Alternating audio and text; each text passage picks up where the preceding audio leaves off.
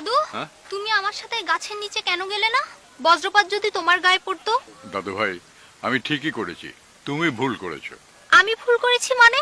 বজ্রপাতের সময় উঁচু গাছ কিংবা বৈদ্যুতিক খুঁটির নিচে দাঁড়ানো যাবে না। দাদু, বজ্রপাত কেন হয়? মেঘে মেঘে ঘর্ষণের ফলে সৃষ্টি ধনাত্মক ও ঋণাত্মক প্রতিক্রিয়ায় সৃষ্টি হয় বজ্রপাত।